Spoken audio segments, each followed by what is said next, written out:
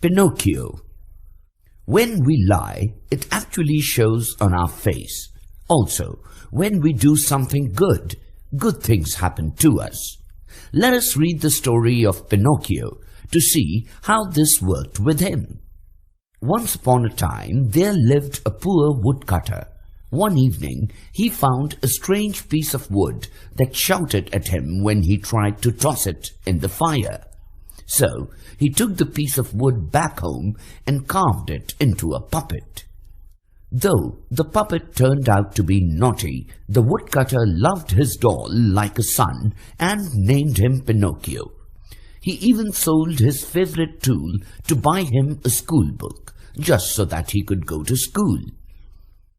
However, Pinocchio sold the book to buy tickets at a puppet theater. At the show, the puppets tried to make friends with Pinocchio instead of performing. So, the owner gave him 5 coins and asked him to leave the show. Outside the theater, Pinocchio met a crooked cat and a crafty fox.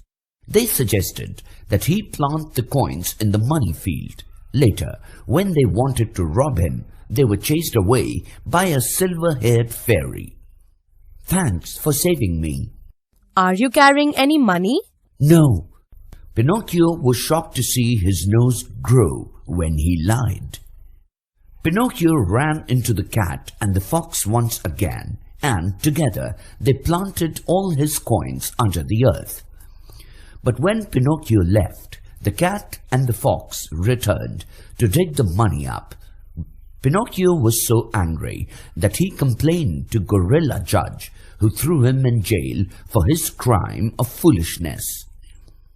He was let out soon and went back to the fairy's cottage, where he found nothing but a gravestone. "No, the poor fairy must be dead." "Pinocchio, your father's looking everywhere for you." Pinocchio and the pigeon set out to meet his father, but just as he was about to land, Pinocchio saw a dogfish spring up from the sea and swallow the boat and his father whole. Pinocchio was washed ashore, and when he opened his eyes, he found the fairy standing over him with a jug of water. The fairy took Pinocchio home and fed and clothed him. "Pinocchio, if you're good and go to school every day, I promise to make you a real boy." Pinocchio studied hard, and soon he was the best in class. On the day before he was going to become a real boy, at a party, a mysterious old man turned Pinocchio and Candlewick into donkeys and sold Pinocchio to a circus.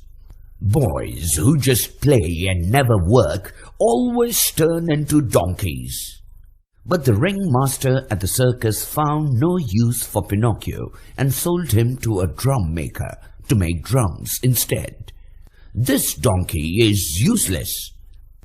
The drum maker pushed Pinocchio into the river, but the moment he touched the water, he turned back into a doll. "What happened to my donkey?" "He was eaten by the fishes." Pinocchio lied about a fish eating the donkey, and at once his nose grew. Pinocchio swam into the ocean, where he met his father inside a dogfish's belly. There he found a purse with coins and some tools. Together, the two used the tools to escape. Pinocchio and his father were finally ready. When they reached their town, they learned that the fairy was sick and needed money. Pinocchio had saved the coins, but gave them to the fairy instead. Pinocchio went to sleep that night and dreamed of the fairy talking to him and kissing him on the forehead. When he woke up the next day, he found his puppet body in a chair. He had become a real boy. Pinocchio found a new suit, boots, and a bag with 40 gold coins, and he and his father lived happily ever after.